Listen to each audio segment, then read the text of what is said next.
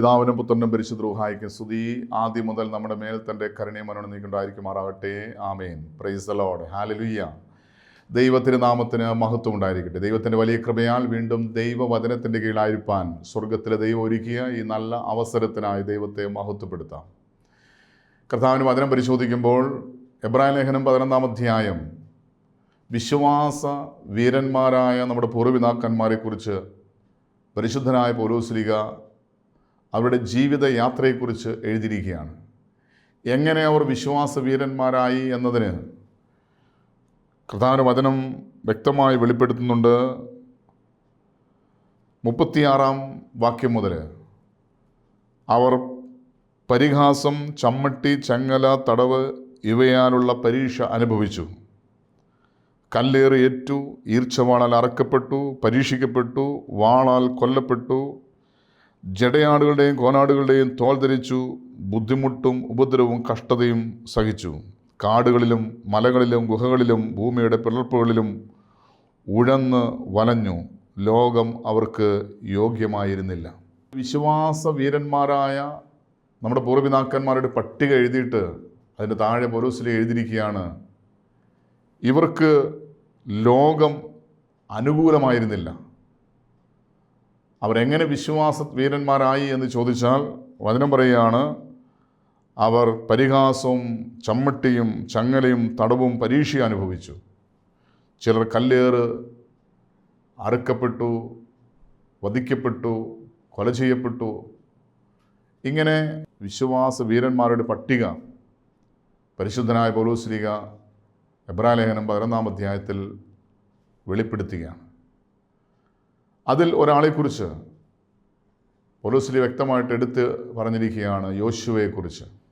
എബ്രായ ലേഖനം 11-ാം അധ്യായം അതിലെ 30-ാം വാക്യത്തിൽ അവിടെ പരിശുദ്ധനായ പൗലോസ് എഴുതിയിരിക്കുന്നു, വിശ്വാസത്താൽ അവർ 7 ദിവസം ചുറ്റി നടന്നപ്പോൾ യെരിഹോ മതിൽ ഇടിഞ്ഞു വീണു. വിശ്വാസ വീരന്മാരായ നമ്മുടെ പൂർവ്വപിതാക്കന്മാരുടെ ജീവിതത്തിൽ സംഭവിച്ച അത്ഭുതങ്ങളെക്കുറിച്ചാണ് ഇവിടെ പൗലോസ്ലീഹ വിവരിക്കുന്നത്. വിശ്വാസത്താൽ അവർ 7 ദിനം ചുറ്റി നടന്നപ്പോൾ യെരിഹോ മതിൽ ഇടിഞ്ഞു വീണു. യോശുവയുടെ നേതൃത്വത്തിൽ ഇസ്രായേൽ ജനം യെരിഹോ മതിലിന് ചുറ്റി നടന്ന് ആർപ്പ് വിളിച്ചപ്പോൾ വലിയൊരു യെരിഹോ മതിൽ ഇടിഞ്ഞു വീഴുന്ന ഒരു കാഴ്ച ഇവിടെ പൗലോസ്ലീഹ വ്യക്തമായിട്ട് വരച്ചിരിക്കുകയാണ്. ഈ സംഭവം നമുക്കെല്ലാവർക്കും അറിയാവുന്നതാണ്. ദൈവജനം, ഇസ്രായേൽ ജനം മോശ മുഖാന്തരം ഫറവോൻ്റെ അടിമുഖത്തിൽ നിന്ന് വിളിച്ച് വേർതിരിക്കപ്പെട്ട് കനാൻ ദേശത്തേക്ക് യാത്രയാകുമ്പോൾ നെബോ പർവ്വതത്തിൻ്റെ താഴ്വാരത്തിൽ വെച്ച് ദൈവത്താൽ മോശ സംസ്കരിക്കപ്പെട്ടു. തുടർന്ന് ദൈവം യോശുവയെ ഇസ്രായേൽ ജനത്തിന് അധിപനായി നിർത്തുകയാണ്. ഇങ്ങനെ ഇസ്രായേൽ ജനത്തെ നയിക്കുവാൻ തക്കവണ്ണം യോശുവയെ ദൈവം തിരഞ്ഞെടുത്തപ്പോൾ യോശുവ ആദ്യം ചെയ്തത് ഇസ്രായേൽ ജനത്തെ ശുദ്ധീകരിക്കുകയാണ്. യോശുവയുടെ പുസ്തകം 3-ാം അധ്യായം 5-ാം വാക്യം പരിശോധിക്കുമ്പോൾ, പിന്നെ യോശുവ ജനത്തോട്, നിങ്ങളെ തന്നെ ശുദ്ധീകരിപ്പിൻ, യഹോവ നാളെ നിങ്ങളുടെ ഇടയിൽ അതിശയം പ്രവർത്തിക്കുമെന്ന് പറഞ്ഞു. ഇന്ന് നിങ്ങളെ തന്നെ നിങ്ങൾ ശുദ്ധീകരിച്ചാൽ നാളെ യഹോവയായ ദൈവം നിങ്ങളുടെ ഇടയിൽ അത്ഭുതങ്ങൾ പ്രവർത്തിക്കും. ഇങ്ങനെ ദൈവജനത്തെ വിശുദ്ധീകരിക്കുന്ന ഒരു പ്രവൃത്തിയാണ് ഇസ്രായേൽ ജനത്തെ നയിക്കുവാൻ ദൗത്യം ഏറ്റെടുത്ത യോശുവ ആദ്യം ചെയ്തത്. ഇങ്ങനെ ശുദ്ധീകരിക്കപ്പെട്ട ഒരു വിഭാഗം ജനവുമായിട്ട് നടന്നു നീങ്ങുന്ന ഈ യോശുവ പുരോഹിതന്മാരോട് പറയുകയാണ്. അതിനടുത്ത വാക്യത്തിൽ പറയുന്നു, പുരോഹിതന്മാരോട് യോശുവ, നിങ്ങൾ നിയമവട്ടം എടുത്ത് ജനത്തിനു മുമ്പായി അക്കരെ കടപ്പിൻ എന്ന് പറഞ്ഞു. അങ്ങനെ അവർ നിയമവട്ടം എടുത്തു ജനത്തിനു മുമ്പായി നടന്നു. അതായത് വാഗ്ദത്ത ദേശത്തേക്കുള്ള യാത്രയിൽ ജോർദാൻ്റെ കരയിലെത്തിയപ്പോൾ ജോർദാൻ എങ്ങനെ കടക്കുമെന്ന് ആശങ്കപ്പെട്ട് നിൽക്കുന്ന ഇസ്രായേൽ ജനത്തിൻ്റെ മുന്നിൽ യോശുവ ധൈര്യത്തോടെ വിളിച്ചു പറയുകയാണ്. യോശുവ പറഞ്ഞു, നിങ്ങൾ നിയമവട്ടം എടുത്ത് ജനത്തിനു മുമ്പായി അക്കരെ കടപ്പിൻ എന്ന് പറഞ്ഞു. അങ്ങനെ അവർ നിയമവട്ടം എടുത്ത് ജനത്തിനു മുമ്പായി നടന്നു. ദൈവത്തിൻ്റെ ഹിതം തിരിച്ചറിഞ്ഞ് ദൈവഹിതത്തിനനുസരിച്ച് പ്രവർത്തിക്കാൻ തുടങ്ങിയ യോശുവയോട് ദൈവം സംസാരിക്കുകയാണ്. തൊട്ടടുത്ത വാക്യത്തിൽ പറയുന്നത്, പിന്നെ യഹോവ യോശുവയോട്, ഞാൻ മോശയോട് കൂടെ ഇരുന്ന പോലെ നിന്നോട് കൂടെയും ഇരിക്കുമെന്ന് ഇസ്രായേൽ ജനം എല്ലാം അറിയേണ്ടതിന് ഞാൻ ഇന്ന് അവർ കാണുകെ നിന്നെ വലിയവനാക്കുവാൻ തുടങ്ങും. ദൈവത്തിൻ്റെ ഹിതമനുസരിച്ച്, ദൈവഹിതം തിരിച്ചറിഞ്ഞ്, ദൈവം എന്താണോ ആഗ്രഹിക്കുന്നത് അതനുസരിച്ച് പ്രവർത്തിക്കാൻ തുടങ്ങിയ യോശുവയുടെ ജീവിതത്തിൽ ദൈവം വ്യക്തിപരമായി ഇടപെടുകയാണ്. ദൈവസ്വരം യോശുവ കേൾക്കുകയാണ്. ഞാൻ മോശയോട് കൂടെ ഇരുന്നതുപോലെ നിന്നോട് കൂടെ ഇരിക്കുമെന്ന് ഇസ്രായേൽ ജനം എല്ലാം അറിയേണ്ടതിന് ഞാൻ ഇന്ന് അവർ കാണുക നിന്നെ വലിയവനാക്കാൻ തുടങ്ങും.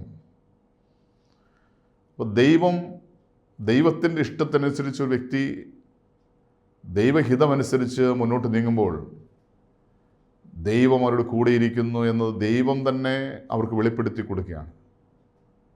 അതൊരു അടയാളത്തിലൂടെയാണ്. ഇവിടെ ജോർദാൻ നദിയുടെ കരയിൽ ഇസ്രായേൽ ജനം വന്നപ്പോൾ എങ്ങനെ അക്കരെ കടക്കുമെന്നുള്ള അവരുടെ ആകുലതയുടെ മുന്നിൽ ദൈവം അത്ഭുതം പ്രവർത്തിക്കുകയാണ്.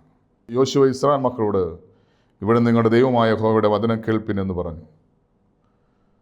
ദൈവത്തെ അനുസരിക്കുവാൻ ഒരു ജനത്തെ യോശുവ ഒരുക്കുകയാണ്.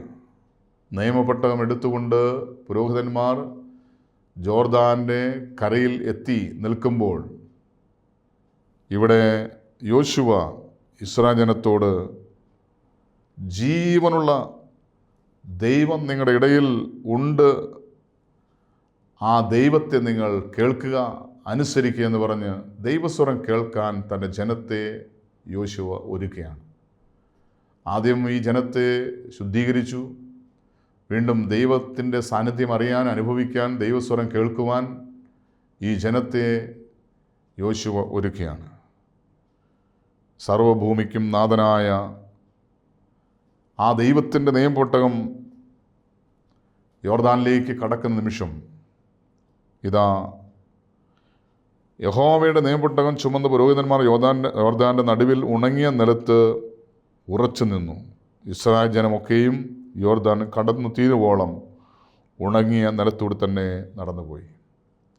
ദൈവം മോശയോട് കൂടെ ഇരുന്നതുപോലെ യോശുവയുടെ കൂടെ ഉണ്ട് എന്ന് ഈ ജനം അറിയേണ്ടതിന് ദൈവം യോശുവയോട് പ്രവർത്തിച്ചൊരു അത്ഭുതമാണിത്. അതുവരെയും മോശയെ വിശ്വസിച്ച് ഇറങ്ങിത്തിരിച്ച ജനം യോശുവിൽ വിശ്വാസമർപ്പിക്കാൻ തുടങ്ങി. ഇങ്ങനെ വിശ്വാസത്താൽ ദൈവത്തിൻ്റെ സ്വരം കേട്ട് ദൈവത്തെ അനുസരിച്ച് ദൈവത്തോട് കൂടെ ഈ ഇസ്രായേൽ ജനത്തെയും കൊണ്ട് യോശുവ മുന്നോട്ട് നീങ്ങുമ്പോഴാണ് ഇതാ എരിഹോ മതിലിൻ്റെ അടുത്തെത്തിയപ്പോൾ, എരിഹോ കോട്ടയുടെ അടുത്തെത്തിയപ്പോൾ ദൈവമായ കർത്താവ് ഒരു ദൗത്യം യോശുവ ഏൽപ്പിക്കുകയാണ്. യോശുവയുടെ പുസ്തകം 6-ാം അധ്യായം അതിൻ്റെ 2-ാം വാക്യം മുതൽ ദൈവമായ കർത്താവ് യോശുവയോട് കൽപ്പിക്കുന്നത് എന്തെന്ന് ചോദിച്ചാൽ, ഞാൻ എരിഹോവിനെയും അതിൻ്റെ രാജാവിനെയും യുദ്ധവീരന്മാരെയും നിൻ്റെ കയ്യിൽ ഏൽപ്പിച്ചിരിക്കുന്നു. ഇസ്രായേൽ ജനവുമായിട്ട് മുന്നോട്ട് പോകുന്ന യോശുവയോട് ദൈവം കൽപ്പിക്കുകയാണ്, ദൈവം ഒരു ദൗത്യം ഏൽപ്പിക്കുകയാണ്. ഇതാ എരിഹോയിനെയും അതിൻ്റെ രാജാവിനെയും യുദ്ധവീരന്മാരെയും ദൈവം യോശുവ ഏൽപ്പിക്കുകയാണ്. നിങ്ങൾ യോദ്ധാക്കളെ എല്ലാവരും ഒരു വട്ടം പട്ടണത്തെ ചുറ്റി നടക്കണം. അങ്ങനെ 6 ദിവസം ചെയ്യണം. 7 പുരോഹിതന്മാർ ആട്ടിൻ കൊമ്പുകൊണ്ടുള്ള 7 കാഹളം പിടിച്ചുകൊണ്ട് പെട്ടകത്തിൻ്റെ മുമ്പിൽ നടക്കണം. 7-ാം ദിവസം 7 പ്രാവശ്യം പട്ടണത്തെ ചുറ്റുകയും പുരോഹിതന്മാർ കാഹളം ഊതുകയും വേണം. അവർ ആട്ടിൻ കൊമ്പ് നീട്ടിയൂതുകയും നിങ്ങൾ കാഹളനാദം കേൾക്കുകയും ചെയ്യുമ്പോൾ ജനമൊക്കെയും ഉച്ചത്തിൽ ആർപ്പിടണം. അപ്പോൾ പട്ടണം അതിൽ വീഴും. ജനം ഓരോരുത്തൻ നേരെ കയറുകയും വേണം. എങ്ങനെയാണ് എരിഹോ പട്ടണം പിടിച്ചടക്കേണ്ടതെന്ന് ദൈവം തന്നെ വെളിപ്പെടുത്തുകയാണ്. ഇവിടെ ഇതെങ്ങനെ സംഭവിക്കുമെന്ന് ഉള്ളിൽ ആശങ്കയുണ്ടാകാം, ഇതെങ്ങനെ സാധിക്കുമെന്ന് അതിശയം തോന്നാം. എന്നാൽ ദൈവത്തെ കണ്ണടച്ച് വിശ്വസിക്കുന്ന, ഇത് ദൈവമാണ് സംസാരിക്കുന്നത്, ദൈവസ്വരമാണെന്ന് തിരിച്ചറിഞ്ഞ് ദൈവത്തെ അനുസരിക്കുന്ന ഒരു വ്യക്തിയുടെ മുന്നിൽ അത്ഭുതങ്ങൾ സംഭവിക്കുമെന്ന് ഈ ജനത്തിന് വ്യക്തമായ ബോധ്യമുണ്ട്. മോശ മുഖാന്തരം, യോശുവ മുഖാന്തരം ഇസ്രായേൽ ജനം മരുഭൂമിയുടെ യാത്ര ചെയ്യുമ്പോൾ എവിടെയെല്ലാം അവർ ദൈവസ്വരത്തെ വിശ്വസിച്ച് അനുസരിച്ചിട്ടുണ്ടോ അവിടെയെല്ലാം അത്ഭുതങ്ങൾ സംഭവിച്ചിട്ടുണ്ട്. അതുകൊണ്ട് ദൈവം പറഞ്ഞതിനെ അവർക്ക് സംശയിക്കേണ്ട കാര്യമില്ല. ഒരു വ്യക്തിയാണെന്ന് പറയുന്നെങ്കിൽ ഇതെങ്ങനെ സംഭവിക്കുമെന്ന് ചിന്തിക്കാം. എന്നാൽ ദൈവത്തെ കണ്ണടച്ച് വിശ്വസിക്കുന്ന ഒരു ജനം, ദൈവസ്വരത്തെ കേൾക്കാനും അതനുസരിക്കാനും പഠിപ്പിച്ച യോശുവയുടെ നേതൃത്വ പാഠം. ഇതിൻ്റെ മുന്നിൽ ഇസ്രായേൽ ജനം ഇതാ ദൈവം എന്താണോ പറഞ്ഞത് അതുപോലെ അനുസരിക്കാൻ തീരുമാനമെടുക്കുകയാണ്. 6-ാമത്തെ വാക്യം മുതൽ വചനം പറയുകയാണ്, നൂൻ്റെ മകനായ യോശുവ പുരോഹിതന്മാരെ വിളിച്ച് അവരോട്, നിയമപ്പെട്ടകം എടുപ്പിൻ. 7 പുരോഹിതന്മാർ യഹോവയുടെ പെട്ടകത്തിന് മുന്നിൽ ആട്ടിൻ കൊമ്പുകൊണ്ടുള്ള 7 കാഹളം പിടിച്ചുകൊണ്ട് നടക്കണമെന്ന് പറഞ്ഞു. ജനത്തോട് അവൻ, നിങ്ങൾ ചെന്ന് പട്ടണത്തെ ചുറ്റി നടപ്പിൻ. ആയുധപാണികൾ യഹോവയുടെ പട്ടണത്തിൻ്റെ മുമ്പിൽ നടക്കണമെന്ന് പറഞ്ഞു. യോശുവ ജനത്തോട് പറഞ്ഞു തീർന്നപ്പോൾ ആട്ടിൻ കൊമ്പുള്ള 7 കാഹളം പിടിച്ചുകൊണ്ട് 7 പുരോഹിതന്മാർ യഹോവയുടെ മുമ്പിൽ നടന്ന് കാഹളം ഊതി. യഹോവയുടെ നിയമപ്പെട്ടകം അവരുടെ പിന്നാലെ ചെന്നു. ആയുധപാണികൾ കാഹളം ഊതുന്ന പുരോഹിതന്മാരുടെ മുമ്പിൽ നടന്നു. ശേഷമുള്ള കൂട്ടം പെട്ടകത്തിൻ്റെ പിന്നാലെ ചെന്നു. ഇങ്ങനെ അവർ കാഹളം ഊതിക്കൊണ്ട് നടന്നു. അപ്പോൾ ദൈവം എന്താണോ പറഞ്ഞത് അതനുസരിച്ച് യോശുവ ജനത്തെ ഒരുക്കുകയാണ്. യോശുവ പറയുന്നതനുസരിച്ച്, ദൈവഹിതത്തിനനുസരിച്ച് ജനം അതനുസരിക്കുമ്പോൾ യോശുവ ജനത്തോട്, ഞാൻ നിങ്ങളോട് കൽപ്പിക്കുന്ന നാൾ വരെ നിങ്ങൾ ആർപ്പിടരുത്, ഒച്ച കേൾപ്പിക്കരുത്, വായിൽ നിന്നൊരു വാക്കും പുറപ്പെടുകയരുത്, അതിനുശേഷം ആർപ്പിടാമെന്ന് കൽപ്പിച്ചു. 7 ദിവസം 7 പുരോഹിതന്മാർ 7 കാഹളമെടുത്ത് 7 പ്രാവശ്യം ഈ പാളയത്തിന് ചുറ്റും, പട്ടണത്തിന് ചുറ്റും, ഈ മതിലിന് ചുറ്റും നടന്നിട്ട് 7-ാം ദിവസം ആർപ്പിടുമ്പോൾ ഇത് വീഴുമെന്ന് ദൈവം കൽപ്പിച്ചിരിക്കുന്ന വാക്കിനെ അനുസരിച്ചുകൊണ്ട് യോശുവ ജനത്തെ ഒരുക്കിയാണ്. ജനം യോശുവ അനുസരിച്ചുകൊണ്ട് ദൈവഹിതം അനുസരിച്ച് മുന്നോട്ട് യാത്ര ചെയ്യുകയാണ്. അങ്ങനെ യഹോവയുടെ പെട്ടകം 1 പ്രാവശ്യം പട്ടണത്തെ ചുറ്റി നടന്നു. പിന്നെ അവർ പാളയത്തിലേക്ക് വന്നു, പാളയത്തിൽ പാർത്തു. യോശുവ അധികാലത്ത് എഴുന്നേറ്റ് പുരോഹിതന്മാർ യഹോവയുടെ പെട്ടകമെടുത്തു. 7 പുരോഹിതന്മാർ യഹോവയുടെ പെട്ടകത്തിൻ്റെ മുമ്പിൽ ആട്ടിൻ കൊമ്പുകൊണ്ടുള്ള 7 കാഹളം പിടിച്ച് കാഹളം ഊതിക്കൊണ്ട് നടന്നു. ആയുധപാണികൾ അവരുടെ മുമ്പിൽ നടന്നു. ശേഷമുള്ള കൂട്ടം യഹോവയുടെ പെട്ടകത്തിൻ്റെ പിന്നാലെ നടന്നു. ഇങ്ങനെ അവർ കാഹളം ഊതിക്കൊണ്ട് നടന്നു. 2-ാം ദിവസവും അവർ പട്ടണത്തെ 7 പ്രാവശ്യം ചുറ്റിയിട്ട് പാളയത്തിലേക്ക് മടങ്ങിപ്പോന്നു. ഇങ്ങനെ അവർ 6 ദിവസം ചെയ്തു വന്നു. ദൈവം എന്താണോ പറഞ്ഞത് അതുപോലെ തന്നെ യോശുവയെ അനുസരിച്ചുകൊണ്ട് ദൈവജനം മുന്നോട്ട് നീങ്ങുകയാണ്. 6 ദിവസം ഓരോ ദിവസവും അവർ ചെയ്ത പ്രവൃത്തി ആവർത്തിച്ചുകൊണ്ടിരുന്നു. 6 ദിവസം ഇങ്ങനെ തുടർച്ചയായിട്ട് പ്രവർത്തിച്ചു. 7-ാം ദിവസം അവർ അധികാലത്ത് അരുണോദയത്തിങ്കൽ എഴുന്നേറ്റ് പട്ടണത്തെ ആ വിധത്തിൽ തന്നെ 7 പ്രാവശ്യം ചുറ്റി. അന്ന് മാത്രം അവർ പട്ടണത്തെ 7 പ്രാവശ്യം ചുറ്റി. 7-ാം പ്രാവശ്യം പുരോഹിതന്മാർ കാഹളമൂതിയപ്പോൾ യോശുവ ജനത്തോട് പറഞ്ഞതെന്നാൽ, ആർപ്പിടുവിൻ, യഹോവ പട്ടണം നിങ്ങൾക്ക് തന്നിരിക്കുന്നു. ദൈവജനം ആർപ്പിട്ടപ്പോൾ അവിടെ സംഭവിച്ചത്, തകർന്നു വീഴുന്ന പട്ടണത്തിലേക്ക് ആളുകൾ ഇരച്ചു കയറി അവിടെയുള്ള എല്ലാം അവർ സ്വന്തമാക്കുകയാണ്. ഇവിടെ ഈ യെരിഹോ പട്ടണം ഇസ്രായേൽ ജനത്തിന് സ്വന്തമായി തീരാൻ കാരണം അവർ ദൈവത്തിൻ്റെ വാക്കിനെ വിശ്വസിച്ചു, ദൈവത്തെ അനുസരിച്ചു എന്നൊരൊറ്റ കാരണം കൊണ്ടാണ്. എവിടെയെല്ലാം ആരെല്ലാം ദൈവത്തെ അനുസരിച്ചിട്ടുണ്ട് അവരെല്ലാം ഒരനുഗ്രഹമായി, ഒരത്ഭുതമായി മാറി. ഒരു സാധാരണ വ്യക്തിയായ യോശുവ ദൈവം പറഞ്ഞതനുസരിച്ച് പ്രവർത്തിച്ചപ്പോൾ അവിടെ അത്ഭുതം നടക്കുകയാണ്. യോശുവയുടെ ജീവിതം പരിശോധിച്ചാൽ യോശുവ ഒരു സാധാരണ വ്യക്തിയായിരുന്നുവെങ്കിൽ ഒരു അസാധാരണ വ്യക്തിയാക്കി മാറ്റിയത് എന്നു മുതലാണോ ഈ ദൈവസ്വരം യോശുവ കേൾക്കാൻ തുടങ്ങിയത് ദൈവസ്വരമാണ് തിരിച്ചറിയാൻ തുടങ്ങിയത്, ഈ ദൈവത്തെ അനുസരിക്കാൻ തുടങ്ങിയത്, അന്നു മുതൽ യോശുവ ഒരു അത്ഭുതമായി മാറുകയാണ്. വീണ്ടും നമുക്ക് കാണാൻ സാധിക്കും യോശുവയുടെ ജീവിതം. യോശുവ സൂര്യ നീ നിൽക്കുക എന്ന് പറഞ്ഞപ്പോൾ സൂര്യൻ നിശ്ചലമായി നിന്നു. ചന്ദ്ര നീ നിൽക്കുക എന്ന് പറഞ്ഞപ്പോൾ ചന്ദ്രൻ നിശ്ചലമായി നിന്നു. സൂര്യനും ചന്ദ്രനും യോശുവ പറയുന്ന വാക്കിനെ അനുസരിക്കാൻ തുടങ്ങി. അതായത് പ്രപഞ്ച ശക്തികൾ പോലും, പ്രപഞ്ചം പോലും ഒരു മനുഷ്യനെ അനുസരിക്കുന്ന രീതിയിൽ ദൈവം ആ വ്യക്തിയെ അനുഗ്രഹിച്ചുവെങ്കിൽ അതിന് മൂല കാരണം വിശ്വാസത്താൽ ഈ യോശുവ ദൈവത്തെ അനുസരിക്കാൻ തുടങ്ങി.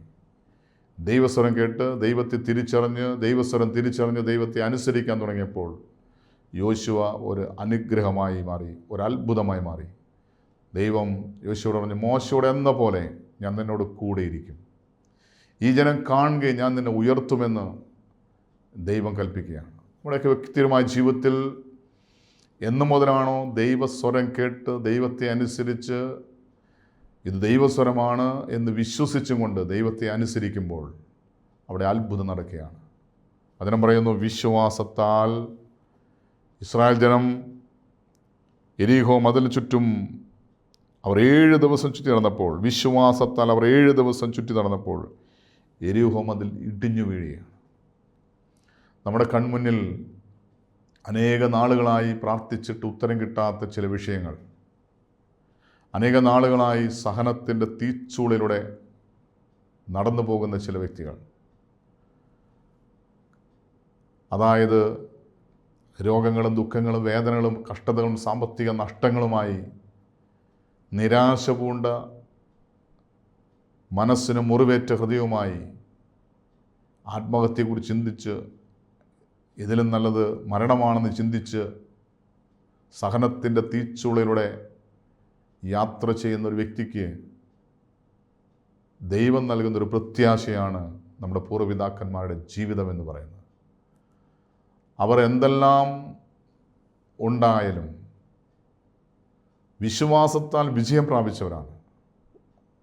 അതിനെ വ്യക്തമായിട്ട് വെളിപ്പെടുത്തുകയാണ് എബ്രായലേഖനം 10-ാം അധ്യായം 38-ാം വാക്യം. എൻ്റെ നീതിമാൻ വിശ്വാസത്താൽ ജീവിക്കും, പിന്മാറുന്നുവെങ്കിൽ എൻ്റെ ഉള്ളത്തിന് അവനിൽ പ്രസാദമില്ല. പലപ്പോഴും വിശ്വാസത്തിൻ്റെ പോരാട്ടം വരുമ്പോൾ, നമ്മുടെ മുന്നിൽ ഒരു യെരിഹോ മതിൽ പോലെ വലിയൊരു മതിൽ കാണുമ്പോൾ നമ്മൾ പിന്മാറുന്നുവെങ്കിൽ, വിശ്വാസം പിന്മാറുന്നുവെങ്കിൽ ദൈവത്തിൻ്റെ ഉള്ളത്തിൽ അവന് പ്രസാദമില്ല എന്ന് ദൈവം വ്യക്തമായിട്ട് വെളിപ്പെടുത്തുകയാണ്. എൻ്റെ നീതിമാൻ വിശ്വാസം മൂലം ജീവിക്കും. നമ്മളിന്ന് ജീവിക്കുന്നത് നമ്മുടെ ബുദ്ധി കൊണ്ടാണ്, കഴിവുകൊണ്ടാണ്, സമ്പത്ത് കൊണ്ടാണ്, നമുക്ക് ലഭിച്ചിരിക്കുന്ന അധികാരം കൊണ്ടാണ് നമ്മൾ ജീവിക്കുന്നതെങ്കിൽ, നമ്മുടെ പൂർവ്വപിതാക്കന്മാർ ഇതൊന്നുമില്ലെങ്കിലും അവർക്ക് വിശ്വാസമുണ്ടായിരുന്നു. അവർക്ക് വലിയ സമ്പത്തുണ്ടായിരുന്നില്ല, വലിയ കഴിവുകളുണ്ടായിരുന്നില്ല, വിദ്യാഭ്യാസം ഉണ്ടായിരുന്നില്ല, വലിയ ആൾബലമോ സൈന്യബലമോ ശക്തിയോ ഉണ്ടായിരുന്നില്ല. ഒന്നുമില്ലെങ്കിലും അവർ വിശ്വാസത്തിൽ വീരന്മാരായിരുന്നു, ധീരന്മാരായിരുന്നു. അതുകൊണ്ട് അവർ ഒന്നുമില്ലെങ്കിലും വിശ്വാസത്താൽ അവർ എല്ലാറ്റിനെയും ജയിച്ചു. ഇന്ന് നമുക്കെല്ലാം ഉണ്ട്, എന്നാൽ വിശ്വാസമില്ല. വിശ്വാസമില്ലാത്തതുകൊണ്ട് പലതും നമുക്ക് നേടാൻ സാധിക്കുന്നില്ല. ജീവിതത്തിലൊരു പ്രതിസന്ധി വരുമ്പോൾ, ഒരു പ്രശ്നം വരുമ്പോൾ, ഒരു കല്ലേറ് വരുമ്പോൾ, നിന്ദനങ്ങൾ വരുമ്പോൾ, ചമ്മട്ടിയടി ഏൽക്കുമ്പോൾ, നമ്മുടെ ജീവിതത്തിൽ കാരാഗ്രഹത്തിലാകുന്ന ഒരു ഒറ്റപ്പെട്ട നിമിഷം വരുമ്പോൾ തകർന്നു പോകുന്ന, വീണുപോകുന്ന വിശ്വാസമല്ലേ നമ്മുടെ ജീവിതമെന്ന് സ്വയം പരിശോധിക്കുക. നമ്മുടെ പൂർവ്വപിതാക്കന്മാരുടെ ജീവിതം പരിശോധിക്കുമ്പോൾ അവരുടെ വിശ്വാസം നാം തിരിച്ചറിഞ്ഞ് അതിനെ അനുകരിക്കാൻ നാം ശ്രമിക്കുന്നുവെങ്കിൽ ജീവിതത്തിൽ എന്ത് പ്രതിസന്ധി വന്നാലും വിശ്വാസത്താൽ അതിനെ വിജയം പ്രാപിക്കാൻ നമ്മുടെ പിതാക്കന്മാരുടെ ജീവിതയാത്ര നമ്മെ ധൈര്യപ്പെടുത്തും. അതുകൊണ്ട് എബ്രായലേഖനം 11-ാം അധ്യായത്തിൽ പരിശുദ്ധനായ പൗലോസ്ലീഹ അനേകം വിശ്വാസ വീരന്മാരുടെ ഒരു പട്ടിക നിരത്തുമ്പോൾ ആ ഒരു പട്ടികയിൽ വിശ്വാസത്താൽ വിജയം പ്രാപിച്ച ഒരു വ്യക്തിയായി എനിക്കും ആ പട്ടികയിൽ സ്ഥാനം നേടുവാൻ സാധിക്കുമെന്നുള്ള ആ ഉറപ്പും ധൈര്യം പ്രാപിപ്പാൻ നമ്മുടെ ജീവിതത്തിലുണ്ടാകുന്ന എല്ലാ സഹനങ്ങളെ പോരാട്ടത്തിലൂടെ, വിശ്വാസ പോരാട്ടത്തിലൂടെ വിജയം പ്രാപിക്കാൻ നമുക്ക് ആഗ്രഹിക്കാം, അതിനായിട്ട് ഒരുങ്ങാം. അതിന് ദൈവസ്വരം കേൾക്കുവാൻ, ദൈവസ്വരം തിരിച്ചറിയുവാൻ, ദൈവസ്വരത്തെ അനുസരിച്ച് അനുഗ്രഹം പ്രാപിക്കുവാൻ, വിശ്വാസത്താൽ വിജയം പ്രാപിക്കുവാൻ നമുക്ക് ആഗ്രഹിക്കാം. അതിനായി നമുക്ക് നമ്മെ തന്നെ സമർപ്പിക്കാം. നമ്മുടെ പൂർവ്വപിതാക്കന്മാരെല്ലാം വിശ്വാസത്തെ പ്രതി രക്തസാക്ഷികളായവരാണ്. അവർ യേശുക്രിസ്തുവിനെ പ്രതി രക്തസാക്ഷികളാണ്. അതുപോലെ വിശ്വാസത്തെ പ്രതി മരിക്കേണ്ടി വന്നാലും ദൈവത്തിലുള്ള വിശ്വാസം ഞാൻ ഉപേക്ഷിക്കുകയില്ല എന്നുള്ള ആ ഉറപ്പോടെ, ധൈര്യത്തോടെ, പൂർണ്ണ വിശ്വാസത്തോടെ, കർത്താവായ യേശുക്രിസ്തുവിലുള്ള നിറഞ്ഞ വിശ്വാസത്തോടെ, വലിയ വിശ്വാസത്തോടെ എല്ലാ സഹനങ്ങളെയും പോരാട്ടങ്ങളെയും അതിജീവിക്കുവാൻ നമ്മുടെ മുന്നിൽ കാണുന്ന വലിയ എരീഹോ മതിൽ, അത് ദൈവവചനത്തിൻ്റെ മുന്നിൽ ദൈവത്തെ അനുസരിക്കുന്നതിലൂടെ തകർന്നു വീഴും. എൻ്റെ മുന്നിലുള്ള എരീഹോ മതിലുകൾ അതെന്തു തന്നെയായാലും ദൈവഹിതമനുസരിക്കുമ്പോൾ, ദൈവവചനമനുസരിക്കുമ്പോൾ അവിടെ എല്ലാ മതിലുകളും തകർന്നു വീഴുമെന്നുള്ള പ്രത്യാശയോടെ ഒരു വിശ്വാസ ജീവൻ നയിക്കാൻ നമുക്ക് ആഗ്രഹിക്കാം. അതിനായി ഒരുങ്ങാം, പ്രാർത്ഥിക്കാം. ബാറക്കുമോർ, ഞങ്ങളെ അത്യധികമായി സ്നേഹിക്കും ഞങ്ങളുടെ സ്വർഗീയ പിതാവാം നല്ല ദൈവമേ, ഞങ്ങളെ കേൾപ്പിച്ച ഈ ദൂതനായിട്ട് നന്ദി പറയുന്നു. പിതാവിടുത്തെ പുത്രനായ യേശുവിൻ്റെ നാമത്തിൽ ഞങ്ങളുടെ വിശ്വാസം വർദ്ധിപ്പിക്കുമാറാകണമെന്ന് പ്രാർത്ഥിക്കുന്നു. കർത്താവേ, ഞങ്ങളുടെ ജീവിതയാത്രയിൽ എരീഹോ മതിൽ പോലെ, ജോർദാൻ നദി പോലെ ഞങ്ങളുടെ ജീവിതത്തിൽ ചില പ്രതിസന്ധികൾ വരുമ്പോൾ എന്ത് ചെയ്യണമെന്നറിയാതെ ആകുലപ്പെടുന്ന, ഉത്കണ്ഠപ്പെടുന്ന നിമിഷങ്ങളിൽ കർത്താവേ, ഞങ്ങളുടെ പൂർവ്വപിതാക്കന്മാരുടെ ജീവിതം ഞങ്ങൾക്കൊരു വഴി കാട്ടിയായി ഞങ്ങളുടെ ജീവിതത്തിൽ വിശ്വാസ പോരാട്ടത്തിൽ സകലത്തെയും ജയിക്കുവാനുള്ള കൃപ ലഭിക്കേണ്ടതിന് ഞങ്ങളുടെ വിശ്വാസം വർദ്ധിപ്പിക്കുവാൻ, വിശ്വാസത്താൽ ഒരു പോരാടി ജയിക്കുവാൻ ഞങ്ങൾക്ക് ആവശ്യമായിരിക്കുന്ന കൃപ നൽകണമെന്ന് പ്രാർത്ഥിക്കുന്നു. പ്രത്യാശ നൽകി ഞങ്ങളെ അനുഗ്രഹിക്കുവാനാണെന്ന് പ്രാർത്ഥിക്കുന്നു. ഞങ്ങളുടെ മുന്നിലുള്ള സകല പ്രതിസന്ധികളെയും ദൈവവചനത്തെ അനുസരിക്കുന്നതിലൂടെ, വിശ്വസിക്കുന്നതിലൂടെ, അത് അനുസരിക്കുന്നതിലൂടെ വിജയം പ്രാപിക്കുവാൻ, സകല പോരാട്ടങ്ങളെ ജയിക്കുവാൻ ഞങ്ങൾക്ക് കൃപ നൽകണമെന്ന് പ്രാർത്ഥിക്കുന്നു. കർത്താവേ, നിൻ്റെ സ്വരം തിരിച്ചറിയുവാൻ, നിൻ്റെ വചനത്തിൽ വിശ്വസിക്കുവാൻ, അതനുസരിക്കുവാൻ, അനുഗ്രഹം പ്രാപിക്കാൻ അവിടുത്തെ കൃപയാൽ ഞങ്ങളെ നയിക്കണമെന്ന് പ്രാർത്ഥിക്കുന്നു. സഹനത്തിൻ്റെ തീച്ചൂളിലൂടെ യാത്ര ചെയ്യുന്ന സകലർക്കും, ജീവിതത്തിൽ വഴിമുട്ടി നിൽക്കുന്ന, ഇനി എന്തെന്നോർത്ത് ആകുലപ്പെടുന്ന സകല വ്യക്തികളുടെ ജീവിതത്തെയും പുതിയൊരു പാത തുറക്കുവാൻ, വിശ്വാസത്താലുള്ള പോരാട്ടത്തിൽ വിജയം പ്രാപിക്കുവാൻ കൃപയും ശക്തി അഭിഷേകം നടന്ന് പ്രാർത്ഥിക്കുന്നു. പരിശുദ്ധ അമ്മേ, ദൈവമാതാവേ, സകല ശുദ്ധിമാന്മാരെ, ശുദ്ധിമതികളെ ഞങ്ങൾക്ക് വേണ്ടി പ്രാർത്ഥിക്കണമേ. സകലവും ഞങ്ങൾക്ക് വേണ്ടി ക്രൂശിൽ മരിച്ച് മരണത്തെ ജയിച്ച് ഉയർത്തെഴുന്നേറ്റ് ഇന്നും ജീവിക്കുന്നു ഞങ്ങളുടെ കർത്താവ്, ഞങ്ങളുടെ ദൈവമായ യേശുക്രിസ്തുവിൻ്റെ നാമത്തിൽ ഞങ്ങൾ പ്രാർത്ഥിക്കുന്നു. കൃപയോടെ കേൾക്കണം നല്ല പിതാവേ, ആമേൻ.